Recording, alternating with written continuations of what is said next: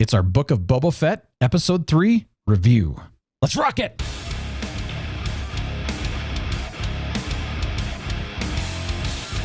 All right, welcome. Let's have some fun. We are going to talk Book of Boba Fett, Episode 3. We've got some opinions, some strong opinions.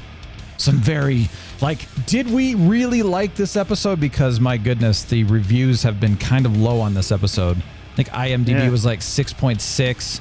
I've read some hate about this episode. Really? Yeah. What did you think, Crazy. Captain? What was your overall opinion? Did you hate this much as everyone else? People, no. Not at all. I actually really liked this episode. I came away. This was my favorite of the 3 so far. Really? Yeah, it really was. There were a couple of aspects. We'll get into it a little bit. There were a couple of things that I thought were not good about it, but the good stuff overwhelmed the bad stuff, in my opinion. So yeah. Okay. Yeah, I really liked episode 3. Okay, well, I wouldn't say it was my favorite of the 3, but I enjoyed it too. It's so funny. I know you were saying, I loved it. I had a great one, and I went and finally watched it myself, and I got excited, and I thought, I really enjoyed this too. Let's just put it this way. I didn't have a whole lot of hope for the modern storyline. I was enjoying the flashbacks. And so kind of the way that they've built up the modern storyline, I was kind of like, I don't know about this. This isn't going to go very well. And then I was very pleasantly surprised, really enjoyed it. And then I always go and check what happened. What are the reviews? What are other people saying too? Not to tarnish my review. I always write my stuff first, but then I'm curious what's the pulse, And I was shocked that I think episode 2 had an 8.4 on IMDb. And then this one had a 6.6. And people really did not enjoy this episode. And I was just kind of like, weird. What? Why? I mean, I thought it was fine. There was really so much to enjoy in this episode. And let's go through it. I'll say this, and this is what I always like. It's so funny because I'll hear people will say, I really wish that, people would do more objective reviews on TV shows and movies. And the more I thought about that statement, the more I was just like, that's just not possible. There's no such thing as an objective review when it comes to watching something. Everything is subjective. We liked it. Someone else may not. Yeah. It doesn't matter. Here's my question. Did you waste 40 minutes of your life watching this episode? Yeah. And money, on Disney Plus. And if so, well, then why are you watching the show? But if you didn't, if you go, well, no, actually I didn't waste that time. It was fun. I enjoyed it. Maybe it wasn't the best, but I enjoyed it. I sure loved it. My 40 minutes was well spent. You? Heck yeah. Okay. So there you go. Yeah. Well, then that's what you got to do, So, okay. Yeah. Let's go through it. Let's talk about it. Let's just immediately jump in for Chrysanthemum. And that was cool. They actually named him, so we were correct. That was Chrysanthemum. We thought it was, but they named him. Beautiful. And oh my gosh, that fight scene with Chrysanthemum. Dude, that was awesome. One of the great things about this episode. A lot happens in this episode, Brian. Boba Fett, it starts out, Boba Fett's told by a shady water broker in Mos Espa that he's not respected. It turns out to be a shady guy. He tells Fett that he can earn double his tribute if he gets rid of a gang that's been stealing water from him.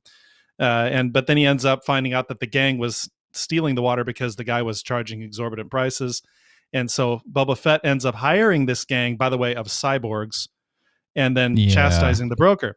Now, the cyborg gang was a little weird. That might have been, in fact, the cyborg gang might have been single-handedly the one thing that made people not like this episode. I don't know. That was honestly the one thing that I had written down in my notes when I was just like, that was bizarre. And what's with the colorful speeders? They look like Power Rangers. I mean, that was a little weird for me. And I kind of thought, these guys don't really fit the part. They don't dress the part. They don't act the part. I don't know. But they didn't. It's okay. Yeah, it was just a little, it was just weird, that gang thing. But the gang was a minor part of the episode compared to everything else that happens, like Chrysanthemum attacking and then the twins showing up with a present for Boba Fett. I mean, all of that after the gang was just gold. So I mean, it maybe except with one exception, and we'll get to it. But okay, and one other thing. I was going to ask you if you knew. By the way, here's my my Star Wars mug for celebrating the day here. Did you recognize that water broker? Yes. What's his name? I remember him from Moulin Rouge. Oh no, it was even going a little bit further back but last time I was Yeah, told that I would. It's Stephen Root from. It was Milton from Office Space. He's been in a lot, by the way. My stapler. Yeah. Where's my stapler? It's just so funny when I look at his role in Office Space, and then I look at his role in this movie, and I'm just like, dang, the guy can diversify his acting. So good job, Stephen. Pleasure, man. That was interesting that he recruited. That Boba recruited the the thieves, basically the gang, to the power. Let's just call them the Power Rangers. Yeah, he recruited the Power Rangers to come and help them out, and okay, so they did a good job. But I mean, even then, how was okay? So there's 4 of them, right? 4 or 5, yeah, 4 or 5, plus Fennec, plus Boba Fett against Chrysanthemum. Yes. Dang. So Boba has, one of his flashbacks in his back to tank, and he flashes back to his childhood on Camino. Yeah, which I thought was really cool. I thought that was a really cool little part, but it was very short. But then he flashes back to him going to the Pike boss on behalf of the Tuscans to arrange for protection payment, and the Pike says, "You're going to have to get rid of this other bike gang, because we're not going to double our protection payment. It's either the Tuscans or the bike gang." He says, "Okay, we'll get rid of the bike gang." He comes back to the Tuscan camp, and everything is burned and everyone's dead. Yeah, see, that really bothered me. And, it's kind of like after you're finally getting a chance to finally see the Tuscans, understand who they are, we're actually getting a personality to these guys in ways that we've never seen in Star Wars. And they're slaughtered, aka, kind of like the whole episode 4 when, Luke's aunt and uncle were slaughtered. It's just kind of, you're just like, man, what the... I don't know. Yeah, that was sad to me. I was bummed about that. It was really sad. I thought it was a really powerful scene. I mean, the music backing it up too is really good. Really good score behind it and everything. So, and you know what I've said about, I'm not a big fan of the composer and of the score so far. That particular score for that scene was very well done. So, I rescind my frustrations with the music. And I thought of you during that. I was like, I think Brian will like this part. Well, it was good. It was well done.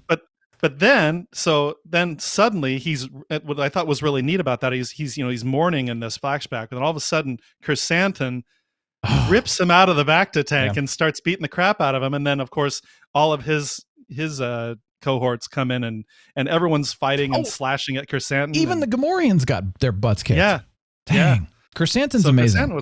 He was a tough guy. Yeah. So, but then of course they trap him in the Rancor pit. Yeah. What did you think of them, though, letting him go?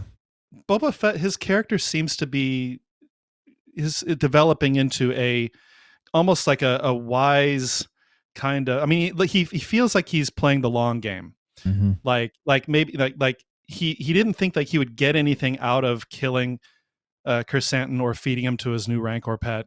Instead of killing Chrysanthemum or feeding him to the Rancor or whatever he could have done with him, he lets him go. Like he's thinking into the future, like if I do you a solid, Chrysanthemum, you're going to do me a solid someday. And I think that's how it's going to play out. I was surprised he didn't offer him a job, come work for me. Hiring everybody else. Yeah. And honestly, oh my gosh, that would have been amazing. So okay, let's talk about the twins. They come back, they're apologizing. At first I'm thinking, this seems a little fishy. What's going on here? Why are they being so nice? Why are they apologizing?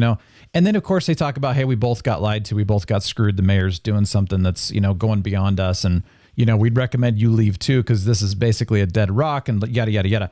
But of course, what do they bring him? They bring him a Rancor. And oh my gosh, when I saw that I was like, yes, cool. This is going to be. Now let me just, let me talk about the Rancor. First of all, the Rancor's trainer, Danny Trejo, Trejo, dude, I love him. Wow. Everything he's ever been in. He actually had a pretty big role in one of the recent seasons of The Flash, and I loved him in that. I mean, I just love him in everything I see him in. But yes, oh man, the whole scene where they're down in the pit, and I don't know Danny's character to be completely honest yet, but anyway, he's training.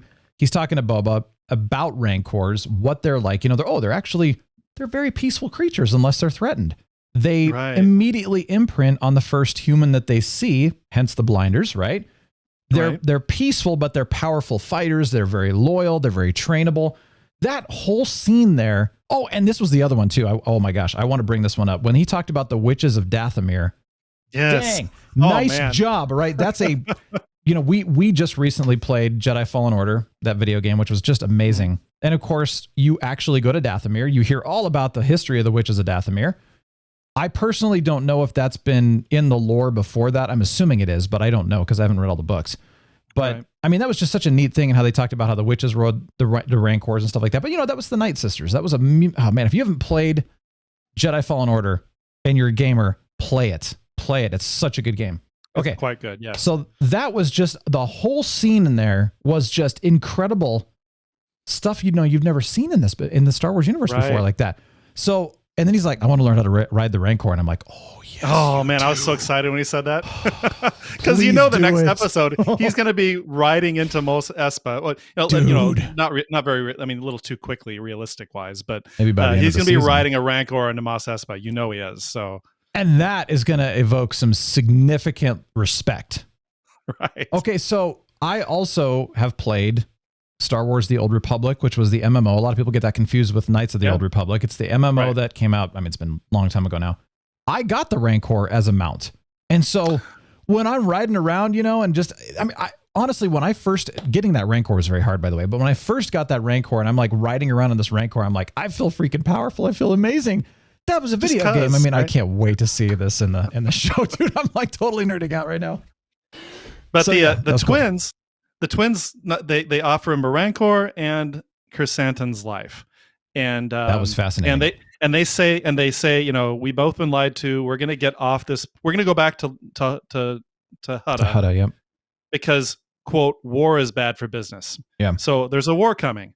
A war between whom? Well, at the very end of the episode, the Pikes start to arrive on a transport, and there's only a couple dozen at first, but it sounds like more are going to be coming, and so I guess the Pikes are going to be really gunning for Jabba's territory or something like that. So yeah, I don't really know fully what's going on there, but I don't either yet. But then what I didn't get was when he finds the Tuscan camp burned, and he sees that one symbol, the symbol that he saw, is that the Pike symbol? The biker gang. The biker gang symbol. Okay, so that's what I thought. The biker gang that he stole the speeders from originally. Right. And then obviously that's what the Pikes were talking about was one of the other. Go kill them. Yeah, right. And they got to the Tuscans first, unfortunately. So I thought maybe that had been the Pike symbol, and that the Pikes were double crossing him and saying, "Go kill the biker gang." But the biker gang was working for the Pikes. I don't know. See, now that's a good question, because what if? Harkening back to episode 4. Well, these were not sand people, but we were meant to think they were, right? So what if it was actually the Pikes that were? Actually, we did the symbol. We did it, but actually we meant it to be the biker gang, even though the biker gang had nothing. I mean, we don't know yet, right? That's kind of that question. Yeah. So I don't know. Yeah, good point. Now let's talk about the speeder chase. Yes, let's do. The first thing was, okay, cool. They're chasing the mayor's aide and they're trying to figure out what's going on. The bad Twi'lek, by the way. Yeah, the bad Twi'lek. Yeah. The whole time I'm watching this, I'm like, this has got to be the weakest, most slow motion, poor CGI speeder chase I've ever seen in any Star Wars thing ever. Yes. It was bad. It was really No, it was really low production quality. Oh, I think that might have I think it was a combination of that speeder chase and the biker gang. the cyborg, the Power Rangers gang. Yeah. I feel like it was a combination of those two things that really hurt the ratings on this episode. Yeah, okay, I can see that. If that's actually why people were upset, I can totally see that. Yeah. Because was bad CGI. It was bad production value all around on that chase. And I was kind of surprised. Yeah. I was kind of laughing through it. I was taking it in stride, but I could see, I had to mention how it just wasn't up to par. No. Well, what was funny is I kept going, wait, did I accidentally slow down my stream or something like that? Like, am I lagging? I literally was asking, like, am I seeing what's going? Nope. Everything's fine. This is actually real. Oh, it was bad. Yeah. And then they combined not only that, but it was kind of like a Keystone Cops type of feel, like where, it was your typical, prequels, especially like maybe episode 1 camp surrounding it. Yeah. So there's some campy things going on in the background. There was a C-3PO clone that got in the way. Yeah. I mean, that was, that whole scene could have been amazing. And they really botched it. And I mean, let's be honest, dude, 1977 speeders looked so much more realistic than what we just saw. That was bad. there was no excuse for it, to be honest. So, but I again, agree. I still think that the cool stuff in this episode overwhelmed those two bad things. And so overall, agreed. I give this episode at least a 7.5 or 8 out of 10. Okay. Yeah. So I would do the same. I agree. Yeah. I mean, it's what it is. Here's what I would say. You really said it correctly. There is no excuse for that low production level in something like this.